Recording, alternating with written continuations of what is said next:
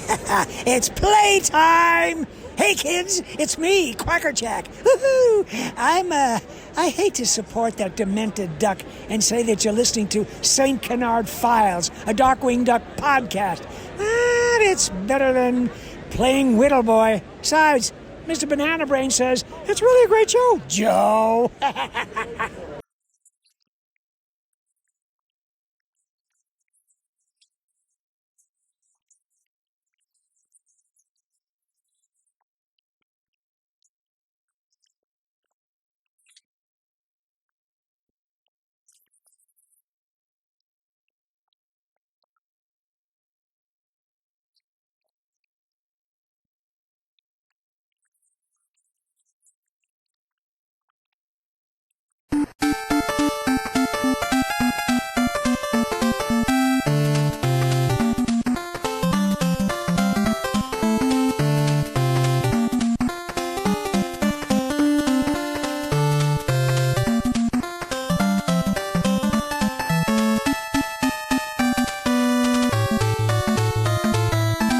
It's playtime today, folks. It's Quackerjack. Oh, yes, he is here. Welcome to the St. Canard Files, a Darkwing Duck podcast. I'm your host, Will Santana, and I'm all alone today. For some reason, I couldn't get a hold of Mike, my co-host. I kept calling and calling and calling, but for some reason, he just wouldn't answer. But you know what, guys? Honestly, I'm okay with that because who is this calling me right now? Who is this? Hello? Will, is that you? Oh, man, how'd you get through? I don't know. Somebody stuck to my house last night and cut off my Wi-Fi. Oh, yeah. Well, they should have cut it again. I don't need you today. Oh. I'm just kidding. And my co-host is? I'm Mike Russo, and do I really look fat? Oh, man. What's going on, Mike? Things are good. It's funny. I think out of the Quackerjack episodes, I think I actually like this one more than you do, as much as he's your baby. I love this episode, man. Let's go ahead and talk about it really quick. Before we get into the episode, this episode I personally do think is better than Whiffle. The problem is Whiffle has more sentimental value to me. Yeah, you've said that. Yeah, and I don't know why though. This episode, when people talk Quackerjack, it never comes up for some reason. I don't know. That makes no sense to me. Yeah, to me. As far as like quality wise, I think it's ranked number 2 of his solo episodes. I think it's ranked number 2. Sentimental, it's ranked number 3. To me, there's no question on debating number 1. I think that's the obvious choice. What number 1 is for him as a solo episode. Well, I may need to debate you on that one. Hey! Watch your mouth. We're gonna have to take it outside. When you consider the episode you're talking about, he's not really the star of that one. He's not. This one though, this is like definitive Quackerjack. Like, it is absolutely. It is. Like if somebody said, "Show me the best Quackerjack," the one where if I watch it, I know exactly who this character is. I don't think I would show your favorite. I would definitely go to this one. As much as your favorite is actually truly fantastic, this one's more definitive in my mind. The thing is, I'm just going to debate it real quick. The thing is, even though the episode we're talking about that's ranked number 1, in my opinion, the reason why I still feel it falls under Quackerjack is kind of like Night of the Living Spudge still falls under Bushroot. Oh, yeah. No so argument there. Yeah, so like that's why I still feel this one is ranked number 1. I mean, not this one, but the one we're talking. You know what? That episode we're referring to, I've never mentioned on our podcast, and it seemed to stomp a lot of people for our giveaway. And that episode is my favorite episode. I'm finally giving it away. It's my favorite Darkwing Duck episode of all time. Well, as much as you talk about that one, you talk about it Hot Spells a lot more. I don't blame people for thinking that one's your favorite. I think what it was, I was secretly trying to keep it under the radar as my favorite episode. It's kind of like when I first started doing music videos, I never made cameos. My social media accounts never had any photos of me. So right. if you had never met me in person, you had no idea who I was. And I purposely did that as like a branding strategic move. And then I was kind of doing that with this, but I think the cat's out of the bag now. People started catching on. It's got to be then this one, So the gig is up. The gig is up. We know what my favorite episode of all time is now. Okay, but before we get into this episode, Mike, the title of this episode, we have to talk about something really quick. Yeah, of course. What's the name of today's episode? Toys R Us. Mm-hmm. And of course, that's a play on words, because if you say it really fast, Toys R Us. But of course, the middle word is Czar, Czar, which is like a Russian ruler. And that's kind of what Quackerjack tries to be in this episode, a ruler of his own kingdom. He calls himself a toy czar. So the whole play on words is Toys Czar Us. And of course, in like 5 or 6 years, most kids are not going to know what Toys R Us is, because that's been gone a while already. But I think we should talk about Toys R Us. Yeah, man. Were you a Toys R Us kid? You didn't want to grow up? No, I did not want to grow up. I was a Toys R Us kid. I loved Toys R Us till the very end, honestly. Yeah. I love Toys R Us. I did. I didn't grow up near Toys R Us that much because, in the military base, they have what's called the PX. And the PX is like the military post is Walmart. Some people may call it AFES. So for all you military brats out there, y'all know what I'm talking about. AFES, the PX, RX, all that stuff, blah, blah. Yeah, I've never heard of that. Okay, So. well, in the PX, they had a toy section. It was pretty big, at least all the military bases I lived on. And they had the video games, they had the toys, action figures. And that's where we would always go. And the layaway was always next to it. So, like, when Dad said, I can't afford it right now, layaway, Dad, layaway. So yeah, man. But I Toys did R Us, man. Yeah, I definitely did love Toys R Us. When we did go there, my dad would say it was a little expensive, but then we would tell him, but the PX don't have these, Dad. Come on, Dad. That's where we did most of our toy shopping when we were kids. It's just, I still remember going into those stores, like the shelves felt like 5 times taller than I was. Like they seemed to have everything. I remember when I was a kid, you would go to a Toys R Us, and the video game section, you had to pick the papers with the name of the video game on it, and you brought it to a desk where the video games were behind glass. Like, do you remember that?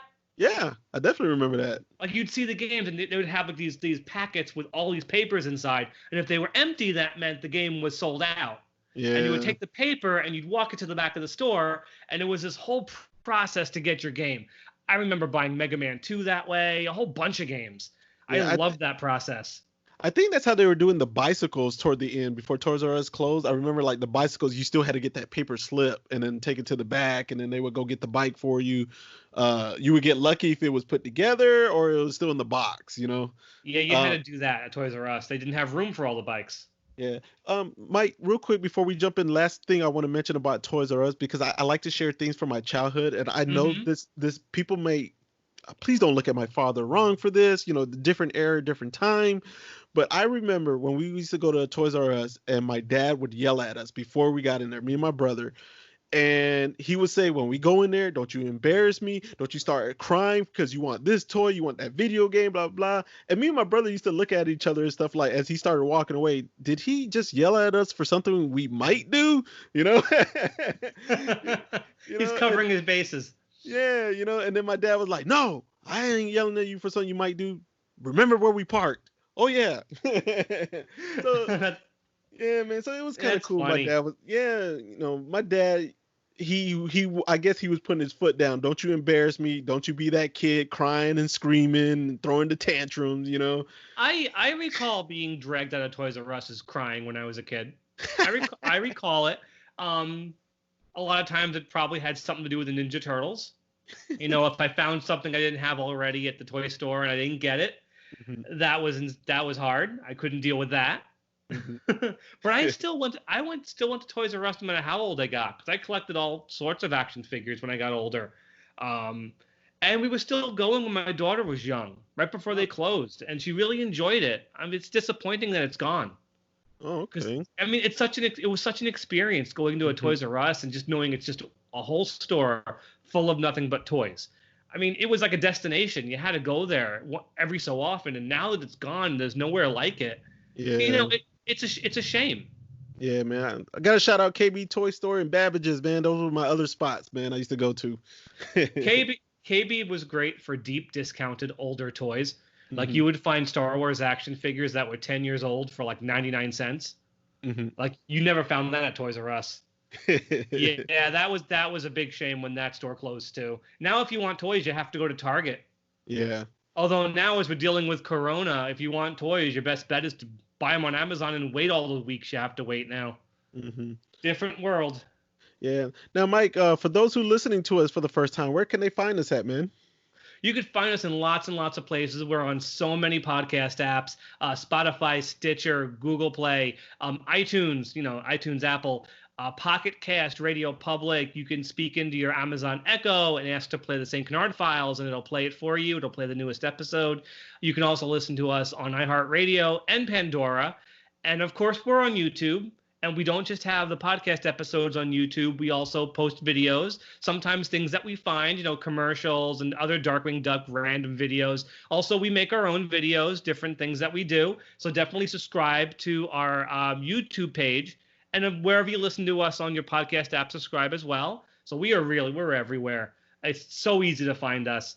And Will, do you have any shout outs today? Yeah, I want to shout out April Vasquez. I pronounced it correctly this time. Sorry about that, April. She was one of our giveaway winners. She was so excited to win that mega vote. I also want to shout out Terry Jefferson, the winner of the Monty Cheese Funko Pop. And Dominic Continado. He's very active on our page. He shares a lot of our posts. I don't know if I've shout him out though. I don't remember if I gave him any love. I don't think so. Okay, so yeah, man. Shout out to Dominic, man. Appreciate all the love you've been giving us, and those are my shout outs. And congratulations to the winners of our giveaway, man. Congrats, guys. Hopefully you've gotten your pops by now. Oh yeah, by the time this airs. Well, I know the mail service is pretty slow, but I think you've probably gotten them by now, and enjoy them. All right, and a shout out to all the Quackerjack fans. If Quackerjack is your number one villain, this one's for you. I love you guys to death. Quackerjack loves us to death. Does he? He does, man. He'll play us to death. He'll bore us to death with that doll of his. Yeah, so let's get started. Toys R Us. All right. So what's our production air date order, Mike? Okay. It originally aired Monday, November 11th, 1991, which was actually Veterans Day. And it was 40th in production order. It was the second with Quackerjack. So, and Days of Blunder came immediately after number 41, even though that one aired a long time already. This episode was written by Ellen Sfacco and Colleen Tabor. They both wrote Whiffle While You Work. So they've already done a Quackerjack episode. This one feels like, I agree Whiffle was a good episode, but this one feels like they knew they could do even better. Yeah. And they made an effort to really define who Quackerjack was. Because I think we were in agreement. We kind of get who he was in Whiffle, but he wasn't really fleshed out as much and then drifted into the background in that last act. I remember you saying that. But in this one is Quackerjack's. This is a definitive Quackerjack episode. This one truly lets you know what this character is like. Absolutely. Really quick, man. I'm so sorry to interrupt you, man, but I don't understand why even Quackerjack fans don't talk about this episode. I don't know either. It doesn't make sense to me. I mean, Whiffle While You Work is his first episode, and The Haunting of Mr. Banana Brain is fantastic for so many reasons, and everyone loves his episodes with Megavolt. This one does not come up very much. I don't understand why. I don't either, man. This one gets no love, but it's like one of the best ones. And before I forget, the story editor this time was Dwayne Capizzi again. We got a lot of episodes with him. And the animation this time, and this is a big part of why this episode is also so strong, Disney Japan is back, sending the work over to Tama. And we've discussed Tama is one of the best Japanese studios. This one looks fantastic. Man, it looks amazing, dude. The Japanese artists really nail what Quackerjack is supposed to look like. They really, really do. And there's so much attention to detail on all of his toys, especially the toy teeth. And just a lot of the drawings and expressions, especially on Darkwing and Goslin, are really, really well done. There's some great atmosphere. You told me you think the colors pop really well in this one. Yeah, they do, especially on Quackerjack. Even everywhere in the toy stores. I love the drawings of the. I'm kind of jumping the gun here. I'm jumping the gun a little bit. The flamethrower soldiers at the end. Woo, boy, they look great, man. This one's got some freaky background drawings of Quackerjack's Toy Kingdom too. Mm-hmm. A lot of really cool stuff. No absolutely standout scenes that it's like, whoa, that animation's fantastic. But lots of just great animation all around. It's a fun episode. It looks great. It's one of Quackerjack's finest. Let's get started with what happens in this episode because I can't wait to talk about it. All right. We start off. We got Gauze playing baseball. She's in the school hallway and she hits the ball into Principal Farnworth's office. Yes. I don't want to go too much further without mentioning there's a whole bunch of kids in the hallway with her. Mm-hmm. At least 3 of them. There's a girl in a blue dress, a boy in a plaid green shirt, and a pig in blue overalls.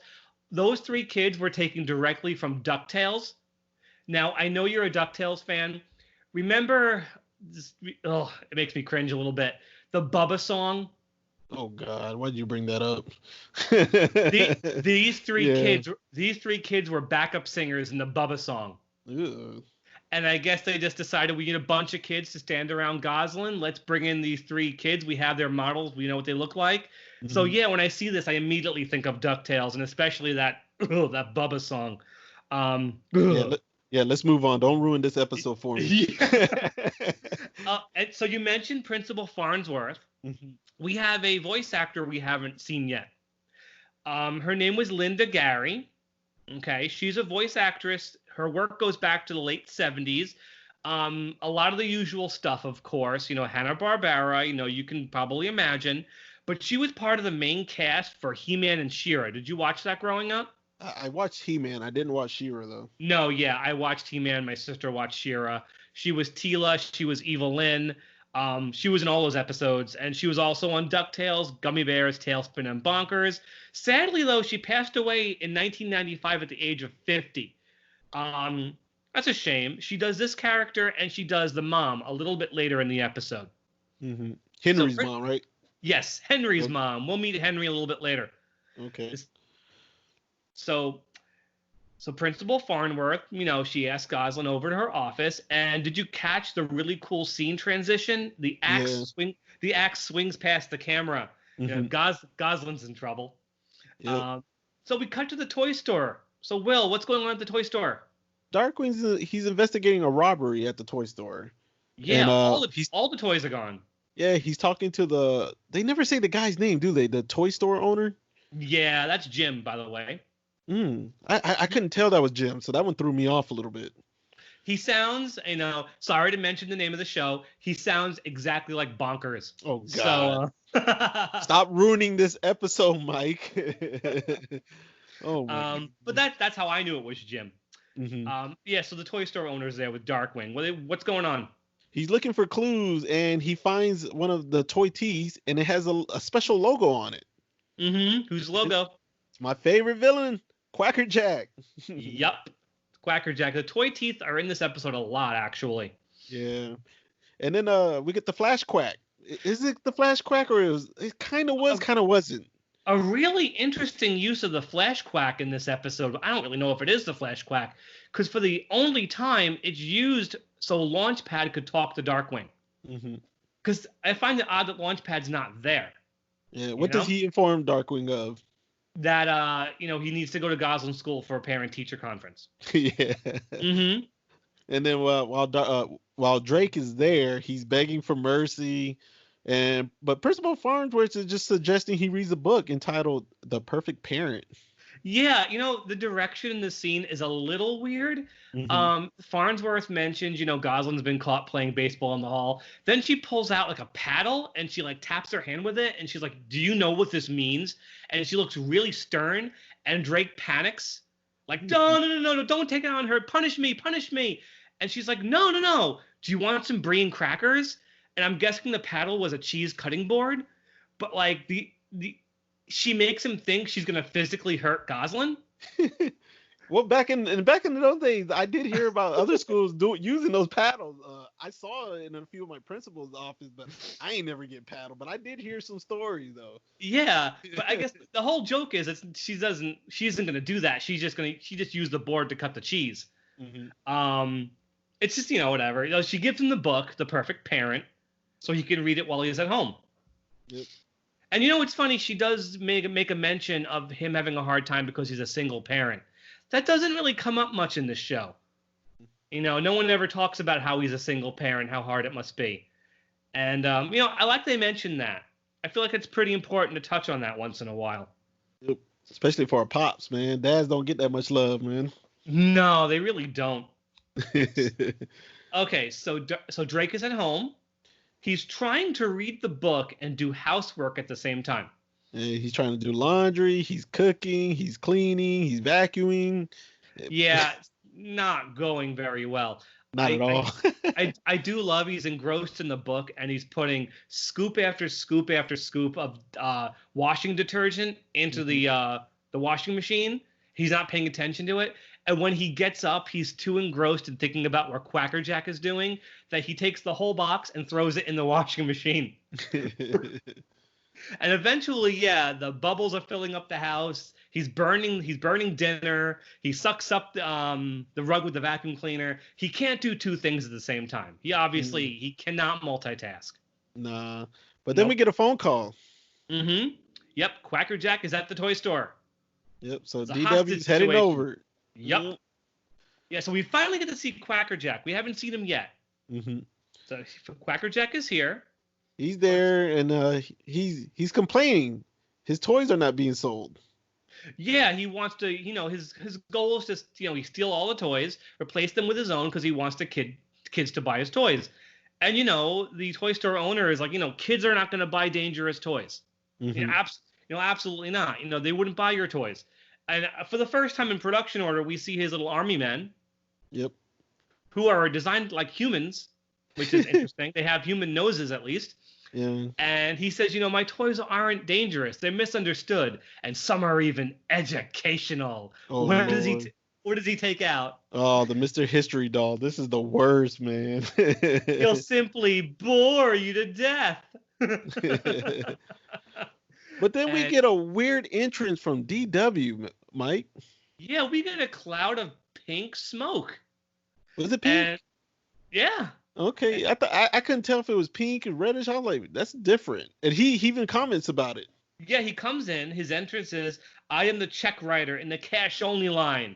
And then he turns around and looks at the pink smoke and he goes, I'm obviously out of my trademark blue smoke. And we get a running gag here. Quackerjack calls him a big fat spoil sport. Mm-hmm. And Darkwing pinches his stomach and goes, do I really look fat? And that's gonna pay off later. Yeah, it keeps going on this episode. But then the toy teeth attack him. Yep. Quackerjack bounces right out of the toy store, and Darkwing has to deal with the toy teeth. How does he get rid of the toy teeth? He throws them a bone. It's no ordinary doggy bone, though. No? I missed something then. It explodes. Oh, yeah, that's right. It explodes. And Quackerjack gets away. And we do see Launchpad, really. We saw him quickly in the Flash Quack, but he doesn't have much to do in this episode, but we get to see him a little bit. He comes in, and Quackerjack put a jack-in-the-box on Launchpad's head, and his head is on a spring. Yeah. And it's interesting, though. You see him with the jack-in-the-box on his head for one shot, and Launchpad's like, sorry, he got away. And then the next shot, Launchpad's still talking like that, but the jack-in-the-box isn't on his neck. Oh, I did not catch that glitch, man, or that error. I didn't catch it. So there must have been some miscommunication between the script and the animation that Launchpad lost the jack-in-the-box, but Terry was directed to keep talking like it was still on his head. Because he's like, maybe we can scope out the place after dinner. It's like, Launchpad, you're fine. There's no jack-in-the-box anymore. But, Darkwing can't go back and keep doing his job because he has to help Goslin with her homework, and he has a roast in the oven. Yeah. So, again, he cannot multitask. He can't do two things. Quick scene in Goslin's bedroom. They're doing a science experiment. Yeah, it seemed like a chemistry type thing, but they're supposed to be making mouthwash. Yeah, but the concoction eats right through her table, right into the floor. Yeah. Gosling concedes, it will get rid of the germs that cause bad breath. It'd probably put holes in your teeth, but, the phone rings again, though. It's Launchpad. Quackerjack's back at the toy store. Yep. So Drake takes off. Back to the toy store for the third time. Yep. Quackerjack's upset. All his toys are missing again, and parents are not buying his toys. No, the toy store owner tries to tell him that, and he's like, no, he's going to prove they're not dangerous. So I love this scene. He goes up to an older lady and her son, and the lady gets one line. Yeah, the son's name is Henry. The lady is voiced by Linda Gary again. He's like, he has this very professional voice he does. He's like, why don't you try a tasteful Quackerjack toy? And it's a puppy. And as the kid goes to pet it, its jaws open up. It's got these gigantic teeth the size of steak knives. The thing roars like a jaguar and almost takes the kid's hand off. Mm-hmm. The mother has to run away with the child. And it happens so fast the way this puppy almost eats this kid. It's great. It is great. Man, his teeth were so sharp, though, man. Did you see that puppy's teeth, though? Man, yeah. It's that gigantic, sharp teeth. This poor kid almost lost his life. Mm-hmm. But Darkwing shows up again. No entrance, no smoke. He just shows up. Mm-hmm. And, Quackerjack jumps into a toy box. Roller skates end up on Darkwing's feet. And Darkwing crashes into another toy box. And Quackerjack pulls out the big guns. Yep. And the inflating Bobo punching bag. Yup. You'll get a bang on a Bobo, Quackerjack says. Mm-hmm. And it starts to inflate. This thing is huge. It takes up the entire store. He bounces out again. That looked like the same scene that they showed, like the same artwork that they did animation for. I think they repeated it just to make it easier. Mm-hmm. So Darkwing has to escape this giant inflating punching bag. So he notices that the toy store has a skylight. Mm-hmm. So he shoots his grappling hook, climbs up the punching bag, climbs out the skylight. He makes a funny comment, which the more you think about it, the more it doesn't make sense. He says his correspondence course in mountaineering really pays off. Mm-hmm. Do you know what a correspondence course is, right? No. No, that's when you're taking a course in something through the mail. Oh, okay. Can I ask you how you can learn to climb mountains through the mail? Right? The more you think about it, the more it's like, that doesn't make any sense. You can't learn to climb mountains through the mail. That's obviously part of the joke. But he throws his grappling hook behind him, hits the punching bag as it's coming out of the skylight. The whole top of the building explodes. Mm-hmm. And Darkwing crashes to the ground. Launchpad asks him if he's okay. What broke his fall? The panda.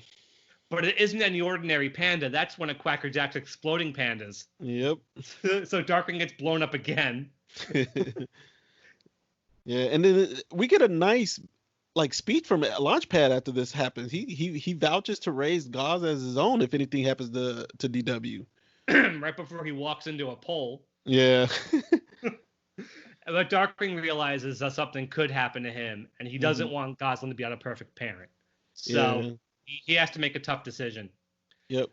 So Gosling comes home. Yeah, she comes home with Honker, and I don't know who that third person was. Yeah, who the heck is this kid? I don't know, man. But they show him one more time later on in the episode, but he looks like Honker. He looks like Honker if someone stretched him out. Yeah, but Drake shows up when they come in the house. He's got Cookie. He's got an apron on. Remember way back in Days of Blunder when I said once Drake stops being Darkwing, he loses his masculinity? Mm-hmm. Yeah, this is another example of that. He not only has the apron on, listen to his voice. Like, he's not even trying to sound tough. Yeah. He's gotten so frilly, and he's embarrassing the heck out of Gosling. In fact, Honker and the other kid, they leave. Mm-hmm. So Drake breaks the news to Gosling. Yeah. Oh, go ahead, Mike. Go ahead. No, he's not going to crime fight anymore. He's done. He's retired. Mm-hmm. He tells her from now on, it's just you and me. Yeah, he tells her he's going to be a full-time parent, but Gos wants him to keep fighting crime, though. He tells her the police will take care of it. You know? Yeah, but then he breaks the bad news. She's gonna be in a school play, Mike. Oh, that's awful. Oh, Goslin is not happy about that, and he's directing it. So if it wasn't embarrassing enough, her father is directing it. Oh, poor Goz. Poor Goz. Yeah, but then we get Launchpad and Drake. They're promoting the play. They're putting flyers, billboards. They're everywhere right now. Yeah, billboard with Goslin's face on it. With a star around it. Yeah.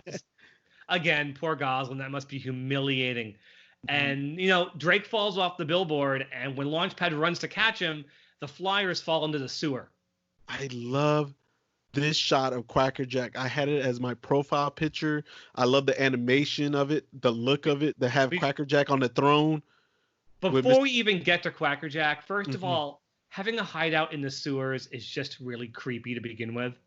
Like, as fun as Quackerjack can be and as playful he has the toys, his hideout is in the sewers. He's creepy in this one to a certain extent. And there's a pan shot across the background. If you pause it and take a look, some of these toys are so horrific. There's a Jack-in-the-Box with 3 eyes and this gigantic clawed hand. It's really creepy. But then they pan over to Quackerjack and just keep going, Will. I know you love this scene. This, I think, is easily one of the greatest shots of Quackerjack of all the episodes, where he's just sitting on the throne with Mr. Banana Brain, and it just looks like he's the king of toys. He's the king. And I love his throne is made of Tinker toys, I think Erector sets, and Legos. And his whole throne's made of that stuff. And yeah, he has Banana Brain with him. So by production order, this is our first Banana Brain. The real Banana Brain. The real Banana Brain. Much better than that scary one from Whipple While You Work. He doesn't call him Mr. Banana Brain, but he does call him his Banana Brain friend. And, Banana Brain also talks. He does talk. Only time in the episode he says one thing, but he does talk. Yeah. Yeah, and you get the impression for the first time that Quackerjack truly does think Banana Brain is real, because Banana Brain points out a hole in his plan. Because Quackerjack says what he's going to do is surround himself with children and have them buy his toys. And they're going to call him the Toy Czar. And then Banana Brain says, but where are you going to get the kids? And then Quackerjack is like, there's a name for people like you. But then what floats down? And he catches it. The flyer. The end of this act, where you see the close-up of the flyer, and you see he pushes Banana Brain's face towards it, and he goes, "It's playtime." Yep. Oh, that's the second time he said it in this episode too. It's a great way to end the act. Ending it on Quackerjack, perfect. And again, this works partly because Disney Japan really knows how to draw him. Like, he is drawn so well in this scene and throughout the episode. He isn't a complicated design, but Japan they drew him so well. Yeah. All right. So next scene. Quackerjack, the plan is to recruit the kids from the play. Right. Yeah, to buy his toys. That's the plan. So backstage, Goslin and all the kids are upset. We get Tank. Tank's here. Only occasion where Tank is just part of the gang. He isn't the bully. He isn't being mean to anybody. Tank is just part of the crew. Yeah. And that's kind of an interesting way to use him. I kind of wish to do that more with him. He still stands out a little bit, though. He does. Yeah. And we get our first line from Honker. Honker mentions he likes being a rock. The play is called the what does Drake call it? The Cookie Crumb Fairy. And the kids are dressed as rocks and trees and all sorts of things. Goslin's a princess. She can't stand that. Like I said, Honker likes being a rock. He asks if he looks more like quartz or limestone, because, Honker would say that. And Tank is upset because Drake cut his napalm scene. I don't even want to know what that was about, but that's so Tank. So Goslin wants to stage a mutiny. She wants to leave. Go get some pizza. But then Quackerjack shows up. Yes, I mean, Drake shows up briefly and tells him to get ready. But then as soon as Drake leaves, Quackerjack shows up. Yeah. And he confronts the kids. Mm-hmm. You know, he's like, how would you like to come with me to a happy place full of glee? And the kids are kind of buying it, not really, but he mentions that they don't have to be in the play. And they like that idea. I hate to put this on a Darkwing episode, but when Quackerjack is like trying to persuade him, he comes off like a pedophile, man. Like, yeah. Like I said, I think this might be Quackerjack's darkest episode because he's targeting kids. But Tank ain't feeling the toys, though. What? I said, but Tank ain't feeling the toys. No, Tank is an older kid. He says he doesn't care for the toys. Mm-hmm. But then Quackerjack pulls out his Destructo toys. He pulls out a mini chainsaw. I've never seen Tank smile so big. Mm-hmm. The look on Tank's face, he is thrilled. That's all Tank needs to know. Gosalyn's protesting because she's the only one who's met Quackerjack before. Honker really doesn't have much of a history with Quackerjack. This is the only episode with Quackerjack that Honker really factors in. If we don't count the Negaverse one, which doesn't really count anyway because it's a different Honker. Yeah. So the kids go, and Tank, forces Honker to go along with him. Otherwise, I think Honker would have sided with Gosalyn. Yeah. And Gosalyn stands her ground, but Quackerjack sends Toy Teeth after her. Mm-hmm. And she says, I've seen better teeth on a rusty zipper. Yeah. Good insult. Well, now that Drake he starts the intro to the play, but he has no cast. Nope. Curtains open and nobody at all. So he needs LP to stall. Did you catch what Launchpad says? No. What did he say? You don't hear what town he references? Oh, Duckburg. He did reference Duckburg. Yeah. I just flew in from Duckburg, and boy, are my arms tired. Nice to hear Duckburg referenced once in a while. Mm-hmm. Especially when it's Launchpad saying it. Yeah. So we got LP stalling. But then back in the sewer, Quackerjack realizes the kids can't pay for the toys. Yeah, because he didn't factor in the very, very real reality that kids don't have spending power. No, the parents do. No, and he tries to sell a brass knuckle yo-yo to Tank. The thing is $30. Tank doesn't have the money. Mm-hmm. So Quackerjack gets this lunatic idea, a completely goofball idea, that he'll put the kids to work making his toys. He will pay them to make his toys, and then they can buy his toys. So the money comes right back to him. Well, I love the guy too, but he isn't all there. Great exchange between Honker and Tank on they basically chain gang together making toys. Mm-hmm. And Honker says, why work for money to buy toys? Why can't we just make our own toys? I love Tank's line. He goes, why can't that jerk just keep his money and call it even? And then Quackerjack goes past on a tricycle and goes, bookkeeping. Oh, he's so insane. He's so crazy. So Gosalyn stages her second walkout. Yeah. So they're planning their escape, and they start going through the sewers, and a little bit above them, that she starts making fun of somebody's weight. Yeah, before I get there, and that is a great scene. Two things I love as they're crawling through the sewers. First of all, is this really fantastic shot of the Toy Teeth bouncing in the inside of the pipes coming after them. Mm-hmm. It's really creepy. Secondly, Gosalyn smells pizza.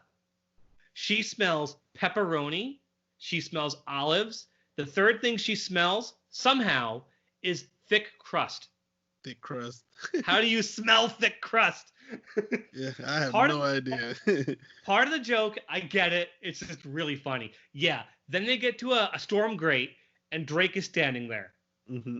Okay. Then we get that weight joke. Mm-hmm. Yep. What happens? She calls him a fat oaf.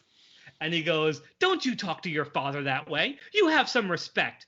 And he goes, do I really look fat? And this scene is great because there's all these great shadows on Gosalyn from the sewer. Like the light shining in from the grate is shining on Gosalyn, and the shadows, the colors, her panic expressions are great. And the Toy Teeth show up, they bite Tank right on the butt, and since the kids are all chained together still, they pull them away, and you see Gosalyn disappear. Just fade away, yeah. Reflecting in Drake's eyes. Yeah, and it was an amazing shot. The drawings of Drake panicking, looking into the grate. He has the grate lines, the dirt lines on his face. he's like, "This is a job for." Nah, he retired. And just the drawings of like Drake processing that he's gonna come out of retirement. Mm-hmm. And it's funny, I know he wants to do this for Goslin, but immediately he goes toward what the headline's gonna look like. Yeah. You know, the perfect parent protects his progeny. Darkwing Duck makes smash comeback. Like any newspaper is gonna report that. Mm-hmm. Because does anybody in St. Canard care about Darkwing Duck? No. Yeah. Yeah, so but then Darkwing makes an appearance. He's trying to rescue Gauze. Well, he does rescue Gauze. Yeah, well, and Quackerjack has her in front of a firing squad. He's gonna kill her. What did they fire at him though the first time? Toy guns. Yeah, but like it was like some stuff that like got stuck on him or something. What was that? Oh, that's later. They fire at him. Darkwing shows up. Before they do that, he gets his entrance. He goes, "I am the quality time that ruins your playtime." Oh, I love that line. And I also love what he does. He takes his cape, throws it over Goslin, and when he pulls the cape away, her hands are untied. Like he just magically unties her arms. It's really cool. Yeah, but then the toy soldiers fire at him, and they burn him to a crisp. Mm-hmm. But that's when Quackerjack fires the... What is he shooting him? That's what I was asking you. What did he shoot at them the second time? Like where it got stuck on him? Oh, the Nutty Putty. Nutty Putty. Okay. Did you ever play with Silly Putty as a kid? Nah, I never did. No. No. Oh, Silly Putty was great. It was like they sold it in toy stores in a little red capsule that was egg shaped. You open the egg, you get this tan putty. You could stretch it, you can roll it up, and when you placed it over a newspaper, it pulled the print off. Oh, see, I had no idea what that was. That's why when they said it on the episode, I was like, what the heck are they talking about? And they still make it, but it was a lot more popular back then. It's straight out a copy of Silly Putty. So he calls it Nutty Putty. He fires it out of a cannon. It hits Darkwing, but he's wearing his Teflon suit. Mm-hmm. I think he mentions that again in another episode, wearing his Teflon suit. But then we get some new soldiers that I really like the way they were drawn, man. We get the flamethrower soldiers. And they're like wearing green military outfits too. Not like the British toy soldiers from before. These are like actual like commando soldiers with flamethrowers. And this is great. Quackerjack tells them to fire, and they don't do anything. Mm-hmm. He has to line them up. There's this great close up. His cheeks turn red, and you see a close up of his eyes darting back and forth because he's embarrassed. Mm-hmm. So he has to wind them all up. Yeah, they fire their flamethrowers. And then Darkwing grabs the Nutty Putty, rolls it up into a bowling ball, and rolls it at the toys, rolls them up. Mm-hmm. And Goslins frees her friends. Everybody leaves, except Honker. Honker hangs around for a little bit and then disappears. Yeah. Like, I don't know what happened there. Like, you see Honker a short while later, and then he just kind of, something happens and Honker's gone. So the final fight between Darkwing and Quackerjack, it's like, I feel like this is the definitive Darkwing and Quackerjack fight. Mm-hmm. Like, do you agree? Yeah, it's a great fight because you get Quackerjack. I think, in my opinion, when he was dressed up as a Grim Reaper, ooh, that looks so awesome, man. Like, whoa, I never saw that, you know? Yeah, Darkwing comes along the conveyor belt, and there's these tiny Grim Reapers. He's like, Quackster, babe, you gotta seek professional help. And then he looks up, and we see from Darkwing's point of view, Quackerjack as the Grim Reaper holding a scythe. Mm-hmm. It's really hardcore. I love that shot. And so next, Darkwing chases Quackerjack on the on the conveyor belt. Quackerjack jumps off. Darkwing crashes into the wall, and we start this running gag where Goslin keeps trying to help Darkwing, but everything she does makes it worse. And every time she makes it worse, she says, "There goes my allowance for a week. There goes college," and then she says, "There goes the inheritance." Mm-hmm.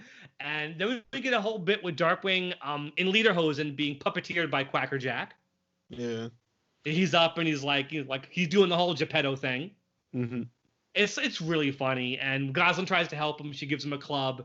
And the way Quackerjack moves the strings, he's bonking himself in the head. Mm-hmm. And then things don't go well.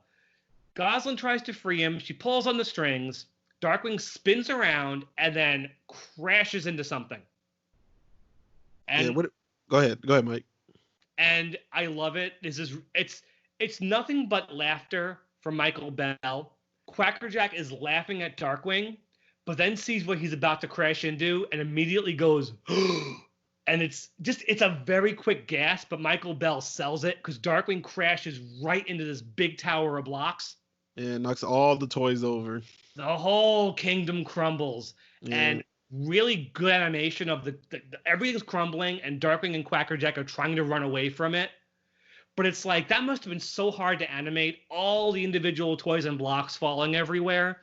Again, Japan, they're masters at that kind of stuff. But Quackerjack's kingdom crumbles. It's done. Yep, but then Quackerjack has one last plan, though. He wants to inflate another Bobo. Yeah, he says there's only one thing left to do. So Banana Brain comes back. Yep. Gosalyn's looking for Darkwing. She pulls Banana Brain out of the rubble, and she's like, Dad? And then Darkwing shows up, and his hat is shredded, and it looks just like Banana Brain's head. Mm-hmm. It's a funny little visual gag. So yes, return of Bobo. Yep. Tell Bobo. us. Yeah, Bobo inflates, and Goss and Darkwing, they're struggling. They're getting suffocated. Can I tell you, when I first saw this one, I don't know why my mind went there. I knew how this was going to end. I just knew. Like, I know my cartoons, you know? And I knew where this was going. But what I love is they get to bond because they both legitimately think they're going to die. Mm-hmm. It's really sweet. Like, do you agree? Yeah. It's nice. They apologize to each other. They both agree. They should have, Gosalyn says it wouldn't have killed me to wear the costume. Drake says, I shouldn't have stopped crime fighting. And Gosalyn's like, well, if I was better in school. And there's this really beautiful bit. He asks her to forgive him and tries to reach out to grab her hand. Yep. It's really sweet. He says, "Give me your hand, sweetie. Give me your hand," and it's adorable. But he finds a mouthpiece. Yeah. As soon as they find that thing, and she tells him to use his teeth, I knew that "Do I really look fat?" gag was gonna pay off. Because again, I know my cartoons. He can't pull the stopper out of it, so she tells him to use his teeth. He uses his teeth, and what happens to Darkwing? He sucks all the air in. Yep, you see him floating there like a Macy's balloon. And he says, "Come on, be honest. I do look fat, don't I?" Okay, you know what? I knew that was going to happen, but it pays off the joke. So it does. The good joke comes in threes. Every act had that do I really look fat joke. Pays off. Good ending. The final scene, though. Finish us off, Will. LP still stalling, back at the play. Drake returns to the play, and he gets rid of the perfect parent book. She finds the book. She tells him he dropped it. He chucks it in the garbage. And he tells her, "We crime fighters have a very innate sense of child rearing. Don't you think?" He says, and she's like, "Yeah." And he takes off her crown or tiara, whatever she's wearing. He gives her her baseball hat. Okay. And the last scene is Drake. His chest is puffed out. He's a proud parent. He does a good job. He doesn't need a book to tell him what to do. And before we wrap up and move on, when we cut back to Launchpad, he's doing hand puppets on the wall. Did you see what one of them was? No, I couldn't tell. Donald Duck. Oh, it was Donald? Yep, it has a Donald Duck sailor hat on it. Okay. Now, Mike, due to time constraint, what are you gonna rate this episode? Okay, how many gas canisters are you gonna give it? Four. Okay. Yep. It isn't like one of the top tier, very, very, very best episodes of all time because there's lots that are like much better than this, but it's a great Quackerjack episode with fantastic Disney Japan animation. I think it's a definitive Quackerjack one, and it's a really good one for Drake and Gosalyn's relationship. So I'm giving it a 4. Okay, I'm gonna go 4.5 because the animation on Quackerjack alone, from him in the kingdom with the sitting on the throne, Banana Brain looks awesome. The Grim Reaper, his toys are just amazing on this one. Like, they really fight for him, and they're destructive. The toys are not playing around, so he has an army. Those teeth are very aggressive in this one. The teeth, the soldiers, the flamethrowers, Bobo, Mr. History Doll, the panda, the Nutty Putty, the dog. Man, Quackerjack is a beast in this episode, man. I don't know why this episode don't get talked about, but I'm gonna give the episode a 4.5. Good for you. 4.5. We've already rated Quackerjack. Yep. I'm rating him again for the third time. Last time I said I was giving him infinity. This time I'm gonna go infinity plus infinity. Yep. You should have said infinity and beyond. I still got 2 more solo Quackerjack episodes. Who knows what I'll rate them? Oh. All right, so very true. All right, so Mac, that's I said Mac, Mike, that's Toys R Us. What do we got next? Next, we have another one I like a lot. The Secret Origins of Darkwing Duck. Hey, that's a spoiler alert, it's not how it really happened, but it's a hell of a lot of fun. Okay, yeah, so that and big news for that one, Negaduck's back. Negaduck. Well, we haven't seen Negaduck since Justice Ducks, right? No, he's finally back, and this is a tour de force for Jim Cummings. But say no more. Catch us next time. Good All one right. coming up. Okay, but before we close this out, I just want to say we're recording this on on Mother's Day, so happy Mother's Day to all the mothers out there, and happy birthday to my father. Thanks, Dad, for raising me by yourself as a single dad, just like Drake. I appreciate it. Love you to death. And anything you want to close out with, Mike? Happy Mother's Day too to everybody who's listening. I know it's probably a month out from Mother's Day, but give your mom a hug and a kiss. Tell her how much you love her. Yeah, and if it's Father's Day, happy Father's Day, because happy Father's Day's in June, ain't it? Yeah. So Okay. yeah, give your dad a hug too. All right, guys, and I apologize if I'm rushing us at the end, but we have this time thing we have to get it up on from our hosting site, so I apologize for that. But guys, remember to stay dangerous. Have a good night, everybody. Good night, everyone.